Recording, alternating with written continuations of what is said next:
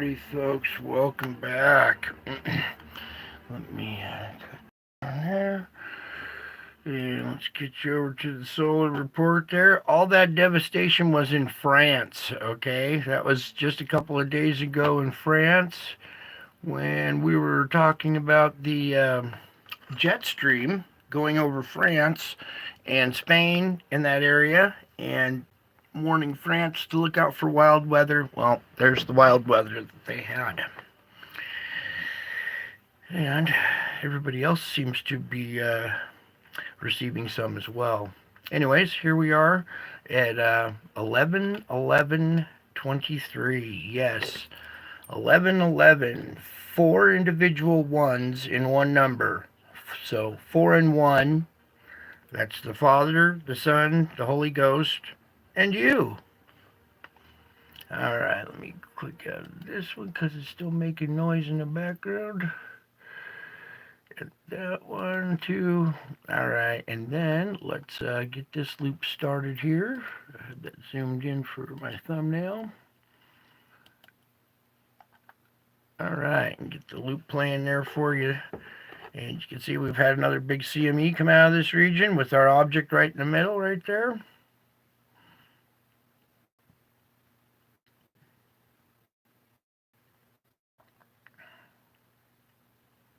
Yep, pretty clear that frame and zoom in on it here. Comes back around. Alright, and now there's a good shot of it. But I want the frame before that where the instrument is actually reacting to it. And then we'll zoom in even more for you guys. My bad. Alright, there you go. You can clearly see it. There's either its magnetic field back behind here or a bigger object, but I believe it's the magnetic field for this object right here. You can see the instrument actually reacting right to the object and the plasma that it is swooped up in front of it right here. You can see this little bright region. Whoops, I guess it was fine right there, Brian. This bright region of plasma that's out on the bow shock or on the front portion of it trailing back behind here. So there's a perfect image of our object being captured, or an object being captured, because there appears to be a secondary one down below here as well. Okay, so there's more than just Planet X. There's Y, W, X, Y, Z, the whole alphabet out there. Okay, so there's a good image of that. Let's go a frame, one more frame. So here in this next one, you can see that the instrument's not reacting to it anymore, but you can see our nice round object right there. And this perfectly round, symmetrically round, it's either its magnetic field or a bigger object back behind it. I'll let you guys be the judge on that one. But while it's here, let's put it into motion while we got it zoomed in like this.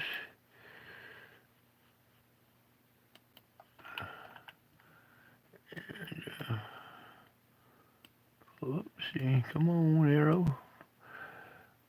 There we go, my bad.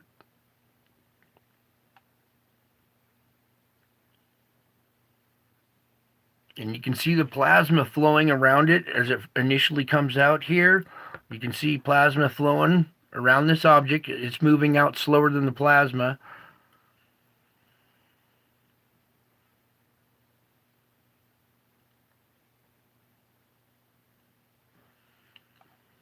That second one, almost, if you tilt your head to the left about 45 degrees, that second one almost kind of looked like a little ship or something. Anyways, there's your activity on the sun for November 11th. Almost said October, but we are past that now. Okay, and even over here on the red side, it's very faint, but you can clearly see it on this side over here. Okay, so now let's come over to the space weather. Here's our instrument right here. Pull it up. zoom it in, please. All right, that way you get a better picture of our GOES X-ray flux at the moment and our activity for today. Here's today, all these multiple spikes right here. This block right here was today, the 11th. Multiple C flares all the way down in here. We had an M flare at one point there, and then another almost M flare right behind it, and then more activity. The changing of the day, and now we've had another one already on the 12th. So going into the 12th, now we have another one. Maybe we'll go take a peek later. We'll go back and see how much data has been updated on that. There's your absorption for right now. Let me just back this out a little bit. All right, you can see our M flare potential has jumped to 35%, which we've already had one. So C class flare is 95%, 5% for the X flares. Here we have region 3483 has gone beta gamma. All right, so we'll have to keep an eye on that. Everybody's waiting right now on this inbound wave of energy that was supposed to be here the 11th.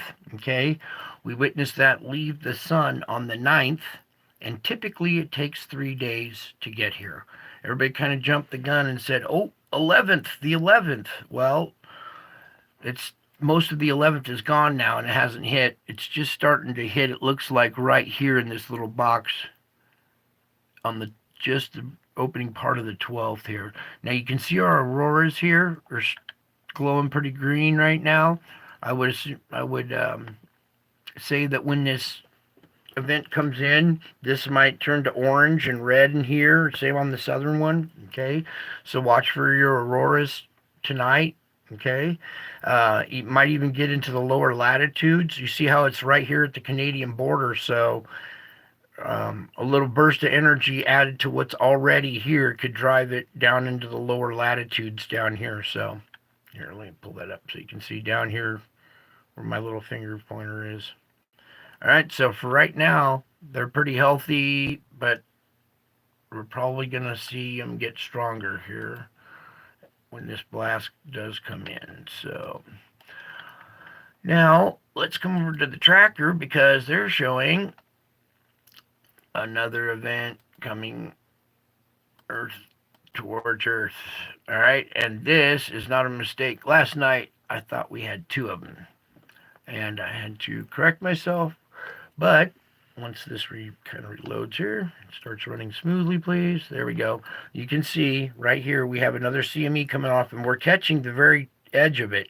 If you look on this one right here where the Earth is, maybe if I get my hand out of the way and zoom in a little bit more for you guys. There we go. So it's going to clip us. All right, and this is the one that left on the 11th, tack on 3 days. That means the 14th will be, the arrival date. So we have back-to-back CMEs, one hitting now going to hit on the 12th, and then another one 2 days later on the 14th. Okay. Now let me zoom back out of this.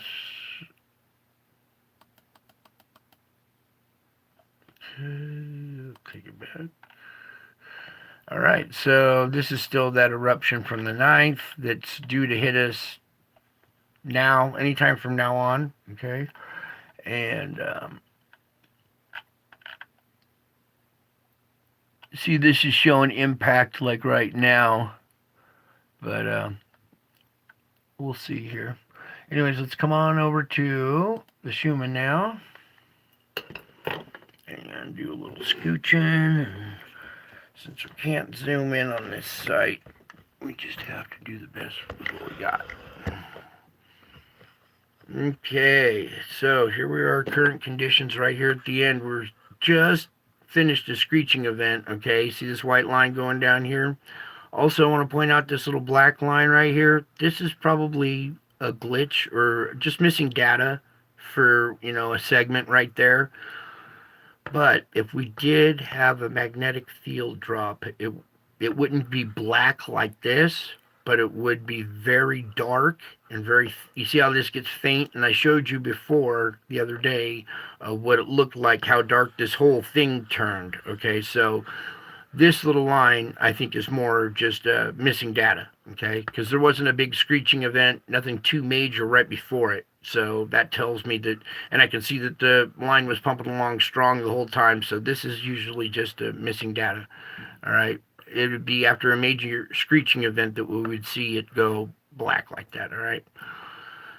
But you can see we're scraping right along. We had another screeching event. We just came out the backside of it, and we're still pumping along strong. I imagine as this new wave, inbound wave, hits the planet, gets sent to the poles, absorbed to the core will heat up and swell, and it'll cause the magma to heat and swell, causing volcanic activity. All right. And it takes a little while. It's not as soon as the blast hits us that we have volcanic activity. It has to transfer. It has to transfer to the poles, transfer to the core. The core has to heat and swell. The grinding effects happen. Then the magma heats and swells. So it's like a day to later or so until we start seeing the side effects after the wave has hit us. Okay. So you're starting to see screeching events already, some inbound energy that's already causing the screeching. So let's now move back to another one. Okay, yeah, over here at this one, we're talking about the jet streams here. Excuse me. And here I had it in on China. The other day, we had a northerly fetch like this coming down with the moist air, and it was slamming together right over China here, right? Okay, they had severe snow and winter type weather there. Okay, the other place was over here in France. We were talking about the other day. Okay, and you can even see right now they have that setup. This cocktail is coming right in. The severe part is hitting between Spain and France. So this region needs to watch out still for more severe weather. There was severe weather in Istanbul, Turkey, too. Okay, so everybody over here is getting hammered. And luckily, we have been pretty lucky so far. Okay, but there's the flow going over our country right now, so watch out. We have this cold air up here coming down, colliding with this warm air coming up here. They're going to merge, and this part of the country is going to start getting really stormy. Okay, and we'll go to the weather report later on. Real quick while we're here, before we back out of this instrument, let's just take you up to the polar vortex. Okay, pretty well established now. There is the weak spot. If you look at the most intense spots of this, you see the gap right here, the break is right over Alaska, and the weak spot is really over America, keeping us in pretty decent shape. While if you look over here, it's just blasting right into Europe. It's just blasting right into Europe. The polar vortex, along with the jet stream, all that's just aiming right for Europe. So expect to see more severe weather in this region here. Take a peek at the bottom one, see how it's dissipating. It's getting weaker and weaker. It's off center too. It's way over here on the side. That almost looks like something's pulling on it, but it's just here's the point of axis right here of the planet. The point axis for the vortex is way over here. So it looks like it's either, because it's dissipating because of this one over here trying to disrupt it, but it kind of looks like it's been pulled to the side to me. What do you think? All right, well, let's back out of this one here.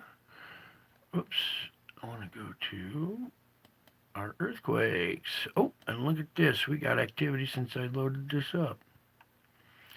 All right, let's go check this one, shall we? A 5.2 at a depth of 1.2. Wow. Yeah, let me readjust for this screen. over here.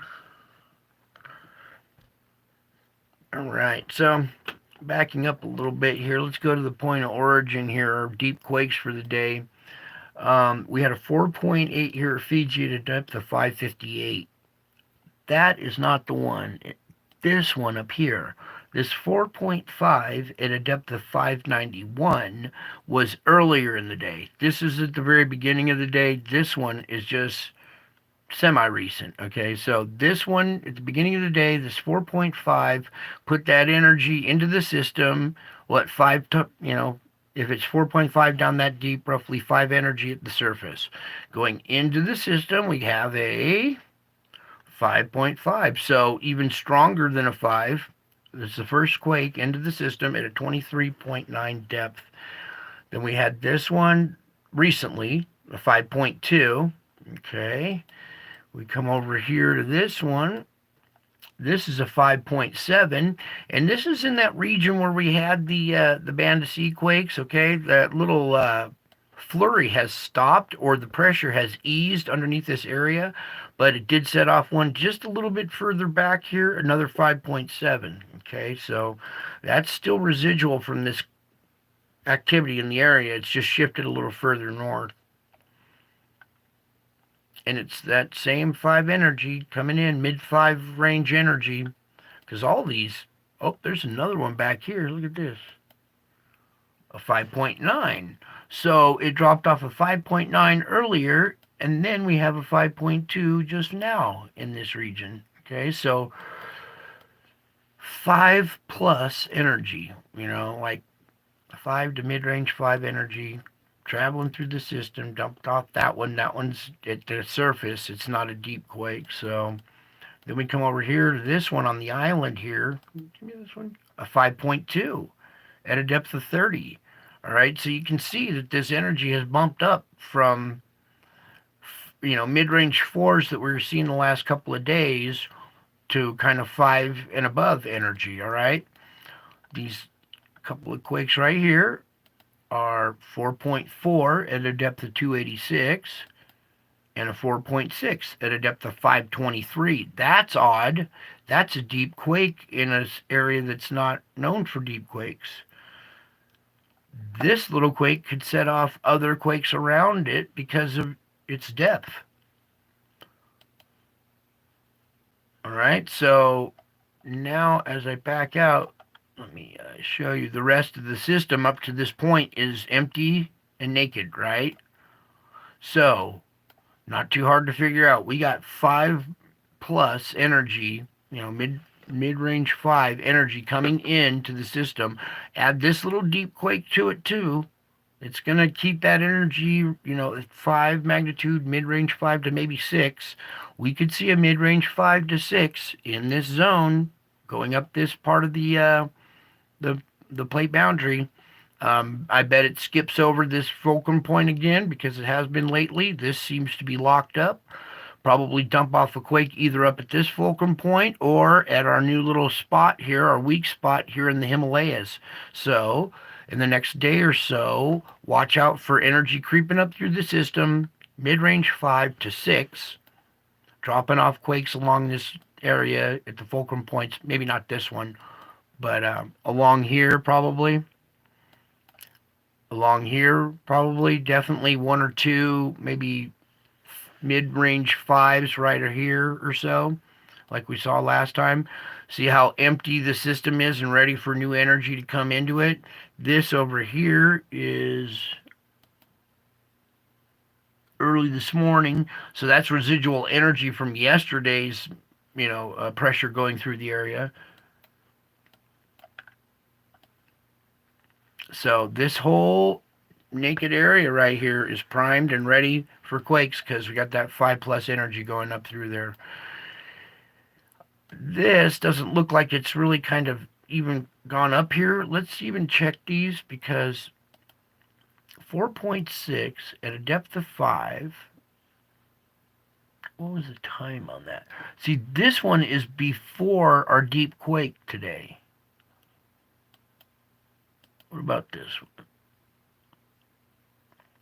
This one's after it. This is a 4.3. This is another deep quake. This is at 418, at a depth of 418. So we have a semi-deep quake right here. See, there's other areas that are going off now, individual of the system a little bit. This is a 4.9 at a depth of 10. It almost seems like this almost caused this one up here. Okay, so backing up a little bit, this part of the system down here, I expect to still see 5 to mid-range 5 energy creep up through here, because I don't believe this is it at all. This is something separate here. Look how naked this area is. Expect to see this fill in right here at the fulcrum point or in the midway points, okay? All the way up to this one. If it doesn't drop one off there, it'll jump over, probably lower the magnitude a couple, and start dumping off quakes here, come over the hump, and dump off quakes here at the Juan de Fuca. Here's a small one at the Juan de Fuca. It's just a 2.8, okay? But if it weren't for that little mouse fart, look how naked all of this area is. If I back out a little bit, see? And there's usually a lot of quakes along, California, up here in Alaska and stuff. So all this area ready and primed for this next wave of energy coming in, okay? Let's go over to South America real quick here and look at these. This is all energy that came in from yesterday. That's an early quake right there. That's a 4.4 at a depth of, all these are a little deeper because they're in the mountains here, so 4.7, 4.5, 4.4, and this one's even a little further inland. This is a deep quake. This is a 4.0 at a depth of 572. So one of your diverse quakes, usually the deep quakes, anything below, over 500 kilometers down is in the sea. I have never seen a land quake with a depth that deep. I'm sure there has been before, but it's been a while. So 4.4 down that deep might create its own activity in this area. This might be aftershocks or residual energy from this deep quake. Let's come down here. 4.4 to depth of 5. Okay, so interesting. I'm glad I came over and checked that, because this land quake at a depth of 572. Let's watch this area for a while. Let's see if there's some kind of feature here. No, it's out on the plains.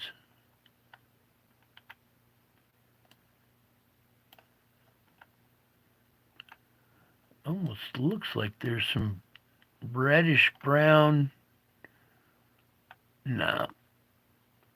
Nope. That's just all flatlands. All right, so it's on the backside of these mountains too. So the pressure comes up, stacks up in the mountains, and dumps off the quakes right there. This is pressure that's kind of gone underneath the mountains and is stewing down below here, down below in this valley here. So this is an area to watch now because of the depth of that quake. Even though it's just a 4.0, that doesn't matter as much as the depth on that one does, okay? So 572 is really deep for a land quake. And let's come up here, check this one out. A 4.2 at a depth of 10 here in Guatemala. I wonder if it has anything to do with volcanic activity. No, doesn't look too much. All right, so that's our earthquake for right now. Oh, we got a new one here too. That energy from the secondary quake here, the later one, this 4.8 is probably set off this now. 4.8 as well at a depth of 10. So matching magnitudes right here. Okay, so there's your quake report for tonight. Kind of empty and bland. You see all the naked areas ready to be filled in. Okay, so we got a lot of energy coming in, and areas to need they're going to be filling in here. What's this one here? Texas 2.7 now. All right, so let's come over to another new instrument. Well, not new, just something I'm bringing back. We used to report on this one every once in a while. Pull this one in for you a little bit better too, so you can see it. These are all the active volcanoes on the planet right now, and the ones that are marked in red. All right, come on, help me out here.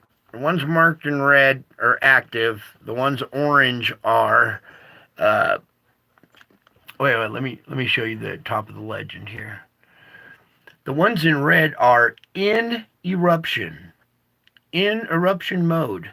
Red is in eruption. The orange is minor activity. Okay, so these ones that are red are in eruption mode.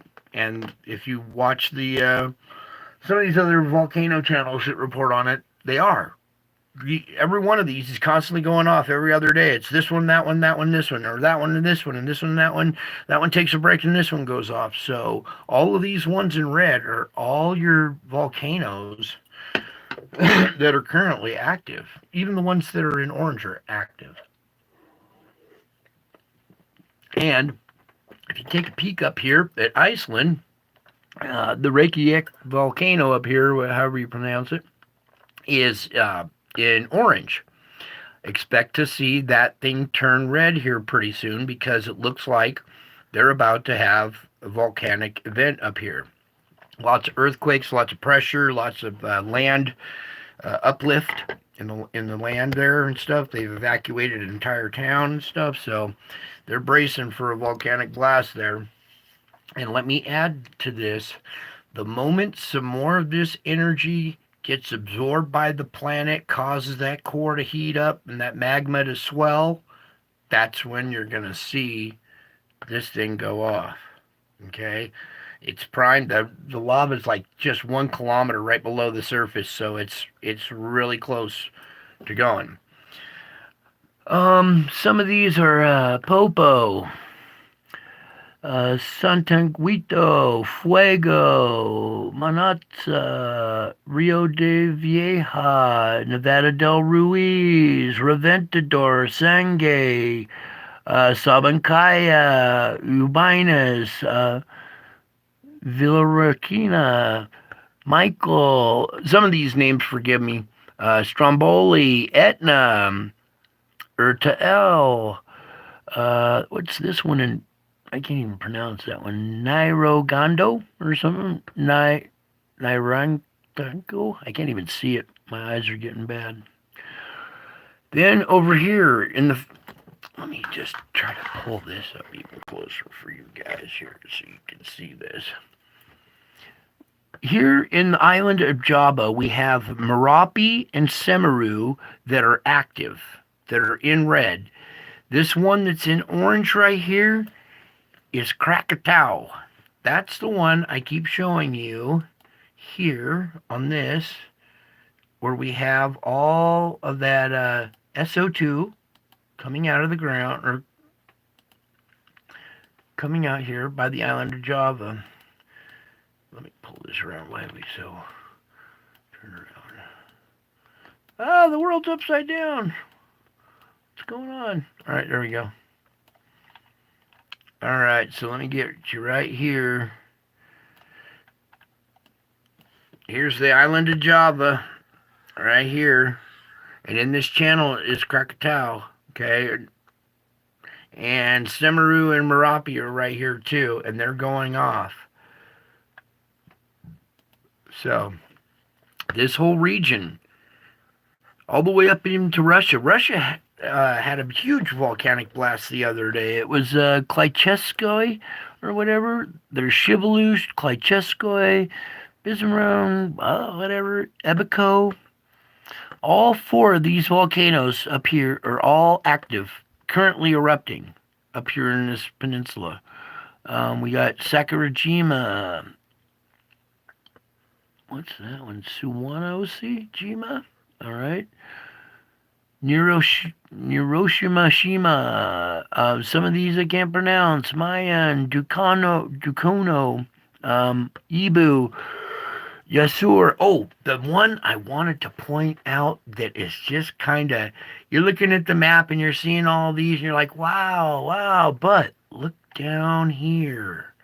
You had to scroll down to find out we got Erebus currently erupting. It's red. It's not yellow in Antarctica. And I was talking about the ice shelf and the heat underneath melting it away. We have volcanic activity under Antarctica. See? Look at this. This is a very, whoopsie. This is a very southern volcano right here. Way, way out on that little peninsula where we see a lot of earthquakes happening here on this fulcrum point out here. All right, so there's a lot of pressure and volcanism going on underneath Antarctica as well. All right, so there's your kind of volcano map to look at for a second here. Just, it doesn't change too much day to day. That's why I don't do it so often. But we got these two up here in the Aleutian chain.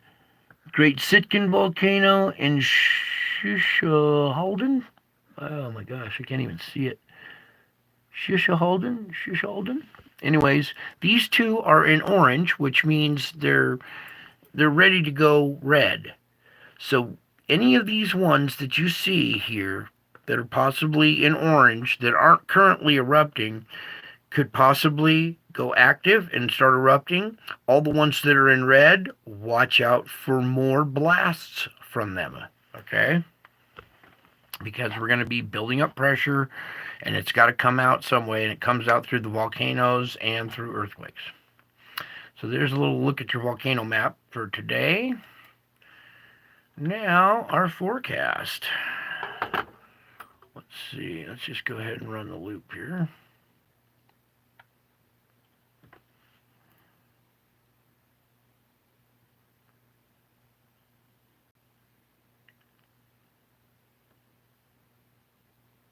All right. Well, geez, there's not much to report on there, except for that last little event that.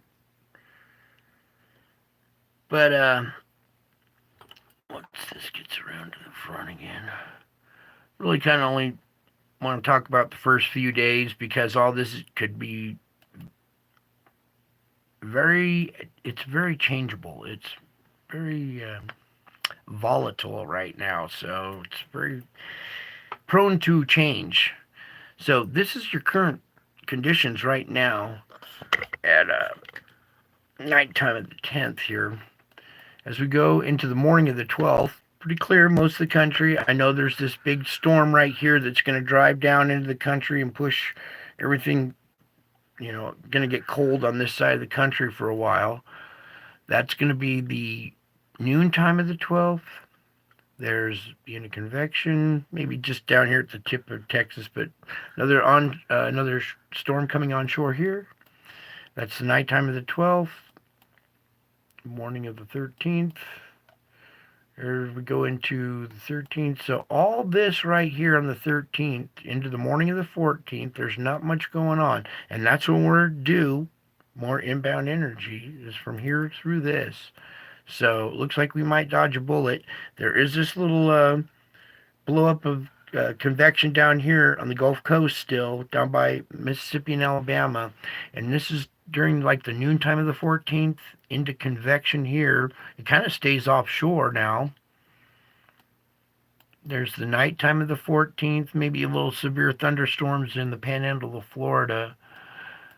The morning of the 15th, this thing kind of moving around down here on the 15th, but not much. It's mainly staying offshore. So as we go through the 15th here, there's the nighttime of the 15th into the morning of the 16th, the noontime, convection, nighttime.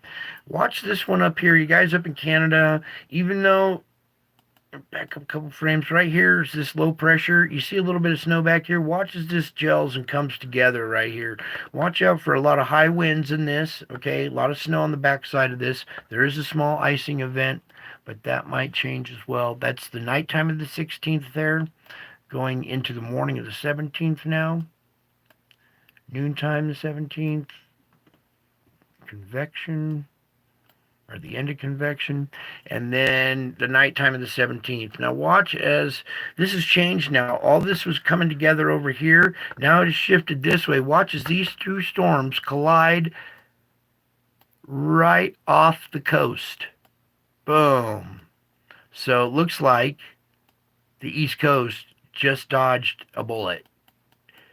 Because the other day, when these two things merged, it did not look good at all. And now, look at that. All right, and that's on the 18th. This is starting right about here where this upper storm on the morning of the 7th, or noontime the 17th, going into the end of convection the 17th, they start to merge. At nighttime, they merge offshore. It gets severe right here. It could be a little bit along the coast here if this stalls or delays or anything. But what they're showing is it colliding together or coming together mainly off the coast. This disturbance coming into California here on the 18th. Then as we get into morning of the 19th, we have this little up here in the northwest. That's noontime of the 19th. Convection, and then the nighttime of the 19th, we have this plume of moisture growing from the tail of this. Here at the morning of the 20th, there's some little possible severe weather. It falls down into Texas down here at the noontime of the 20th. Blossoms at convection right there at sundown on the 20th there. Texas, Fort Worth, up into Arkansas, clipping Louisiana there a little bit. Then in the nighttime, it drives into Louisiana more. And then up here, you see this little icing event up here. Watch out for this. This could sneak up on you. These last few frames. All right, then it drives into Louisiana. In the morning, it comes, or this is the noon of the 21st, so the morning of the 21st right here in Louisiana, then in the noontime going into Mississippi, Alabama, at the end of convection here in Georgia on the 21st. But then it kind of pulls together, goes up the East Coast, and is out of there by noon the 22nd. Another cold front up here still lingering. But that's about it. This has changed a lot since we were just out looking at it a few days ago from that far out. So a little bit of good news to report on our weather. It looks like we're getting a little break, and the other part of the world's going to be getting their ass handed to them. Alrighty, so there's all that. Did you guys like this little volcano map at all? It's better when you could read all the names and look at it. I can't really zoom in on it or anything with this, but it gives you an idea of, there's a lot of volcanoes. What I want to do is count them. 1, 2, 3, 4, 5, 6, 7, 8, 9, 10, 11, 12, 13, 14, 15, 16, 17, 18, 19, 20, 21, 22, 23, 24, 25, 26, 27, 28, 29, 30, 31, 32, 33, 34, 35, 36, 37, 38, 39, 40. Oh, 41. So 41 volcanoes currently going off, all right, or about to go off. This one right up here, especially in Iceland. Everybody's watching that one really closely right now, okay? So we have a lot of open vent areas that are releasing pressure, these active volcanoes, all right? So when you see this energy from the sun coming in and it hits us, 3 days later, we have our absorption event. Our absorption event, like on this, come here, you absorption. Oh, I wanted the instrument, please. Sorry, I was trying to refer to this right here, our absorption events. And the other day we had orange and red down here, and I've seen it before where it's all red up at the top and all red down at the bottom. Okay, that's a huge absorption event, and pretty soon when this hits us, you'll see this area wherever the sun is at that time of the day will flare up red where it hits, and sometimes it's so intense that it lights up the northern part and the southern part as well. So expect to see that on this instrument possibly in the next few hours when we hit this event comes and hits us. Okay. All right. So on to spiritual report tonight. All right. Back to this image, but a different image of the same image, different picture of the same image. Okay.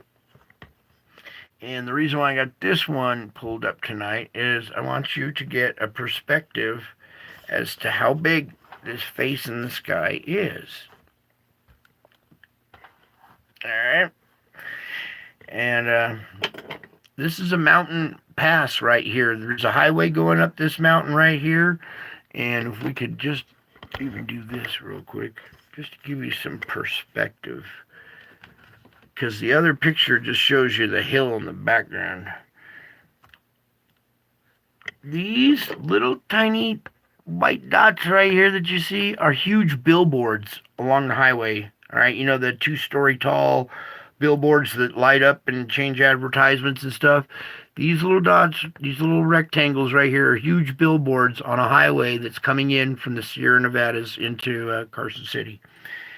All right, that's the highway coming in, and then you can see how big this face is above the mountains. All right, it gives you a little bit different perspective, this picture does, than the one I usually show. All right, so we'll go with this image for tonight. Let me get it just right, kind of, so you can see the crown and the face, kind of a little bit of both at the same time. Why is that? Oh, I know why. Does it go up higher? No, come down more. Like that. Alright, that's better. Okay. Thanks for sticking around, folks. Hopefully you enjoyed the report there.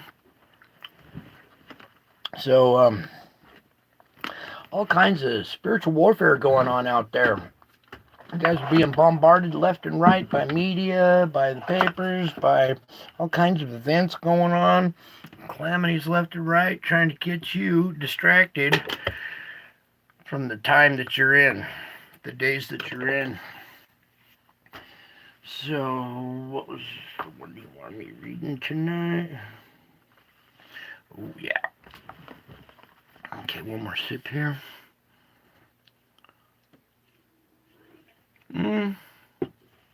Actually, you know what? Before we do this, I just want to use this picture to give you a reference of how big this is compared to the mountains in the background. Okay? Let me go back to our regular image, though, because that one just did not show up too well on the camera, for my liking at least. So, 10 seconds here while we pull this one up. Go Christmas gift. Oh, and of course an ad. No, not on my channel. Play this. Oh, they're going to add me. Ooh, boy, I'm popular. Popular enough to get an ad. Nah, I doubt it. That's just YouTube sucking every last penny out of everybody they can get, I think. Alrighty, let's see here. Boom, let's get to this. Wait, I want the zoomed in frame. There we go.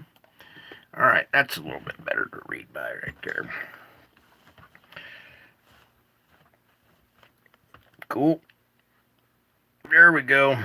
Now you can see a lot better.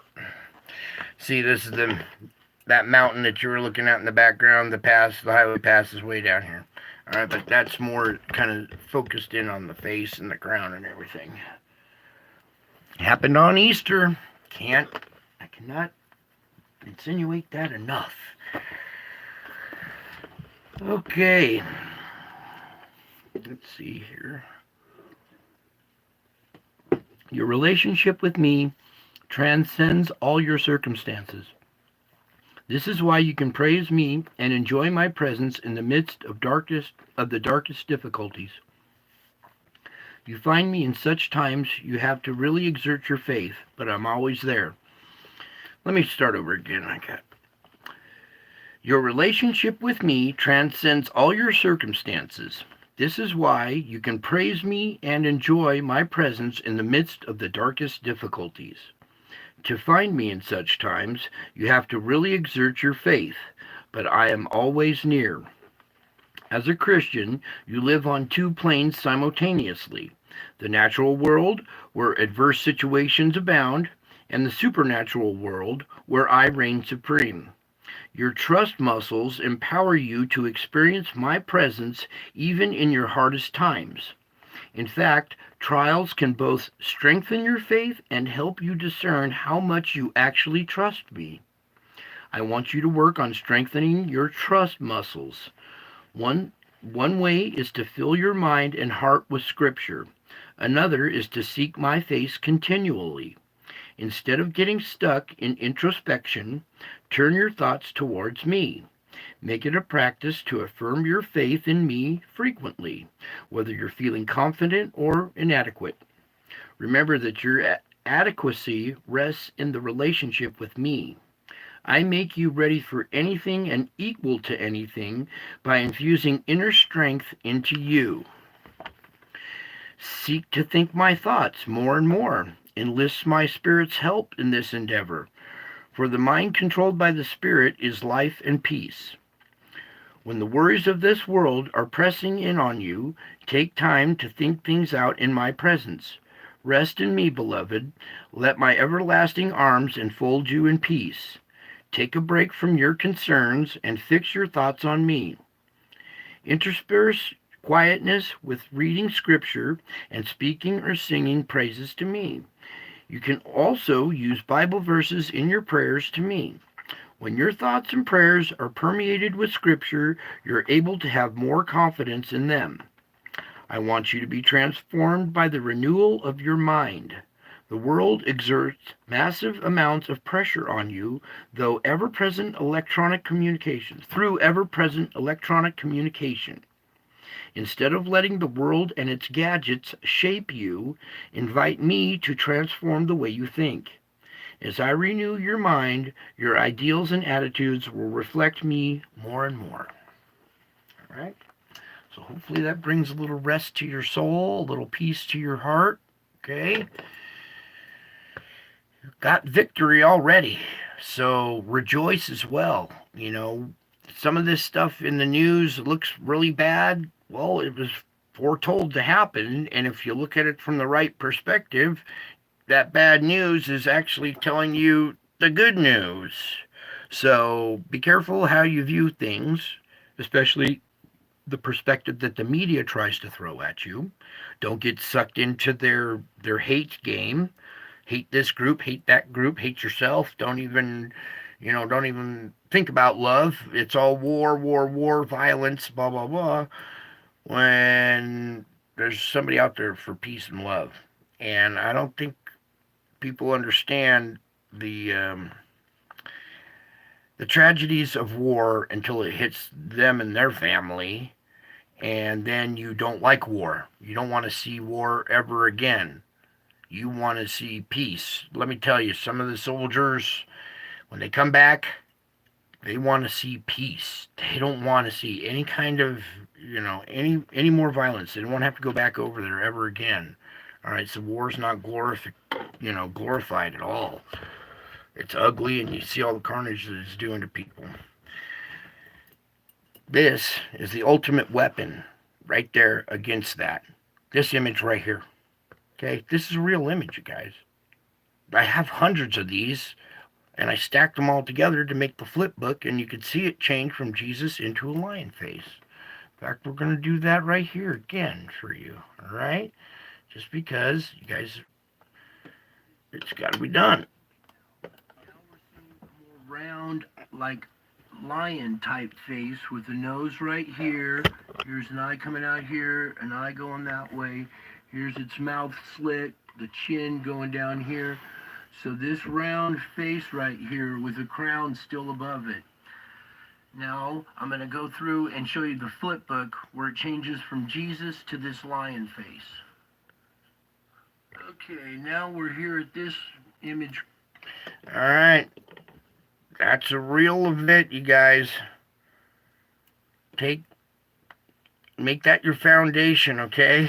Share it with people because pretty soon it's going to be worth more than gold. And with everything that's going on in the world, you're going to be clinging to this with all you got here pretty soon. So that's why I kind of keep bringing this image and keep closing the show out with this each night because this is what it's really all about, okay? We're in the last days. You see the events unfolding. He said, you see this, you see that, look up, you'll see me coming in the clouds. Here he is, coming in the clouds on Easter. All right? So hopefully that gives you guys some courage and some strength and some faith. And remember, man, your prayers are so powerful. You have more power in your prayers than you know. And that's something the enemy doesn't want you to know. They don't want you praying anymore. They don't want you knowing this because it empowers you. You now have power because you now know. It's beyond faith. You know now. You have a solid foundation from which to work with, and you can shout down these criminals because they don't know. And well, some of them do know. And what they don't know is that their time is drawing short. And there's more of us than them. Remember the ants and the cockroaches from what is that Disney film, Bug's Life or whatever? We outnumber them. You know, they they only control us with their money and their intimidation. And if you're not intimidated by them and you don't take their money as a bribe, they have no power over you. And they're criminal, and they know it. And pretty soon they're going down. They are going down. You will see them go down. Okay? You have victory. It's coming. Just be patient and stand your ground. Have some faith. Walk in your faith. Try to save souls while you're out there because we're running out of time and the harvest is coming. So make sure you're part of that harvest as well. You guys, like I keep saying, my audience is the elite. You guys have some knowledge that most of the world doesn't. All right? Wherever you go, this knowledge resides in the back of your brain. When you're in the grocery store, you're the only one that knows 100% for sure when everybody else in there is second guessing, questioning, has no idea what's really going on, doesn't pay attention. Where you're illuminated, you're enlightened, and to a new level now where you're supposed to take that and use your experience to help others. So go out there, my little spiritual warriors, and go get them. Help out those people, enlighten them. Random acts of kindness. Helped me today. I was in this situation, and somebody else did a random act of kindness that saved my butt today. So that's how vital they are. You never know when you're going to be caught in a pinch, and that spiritual debt is going to come back around. When you're in a pinch, someone's going to help you out, right? Because you helped somebody out before. Almost like karma is how this game works, but it's helping your brother. Okay? And being forgiving. We're not all perfect here, okay? You got to be forgiving. A lot of people don't have this knowledge yet, and they don't understand. And when they do stuff or talk to you, it could get frustrating because you know already, and they don't, and it's frustrating and gets on your nerves, and you're trying as hard as you can. Those are the people that you got to just try to be tender with. Just try to reflect Jesus inside you to them, and maybe that's what will attract them to Jesus, is the way your light shines through, okay? I think you guys got it. Well, it's 11:11 and I gotta go. I hope you enjoyed the 11/11 show. And I love you all. God bless you all. I miss you all. And until my next show, I'll be back. What are you talking about? I am back. Can't you tell?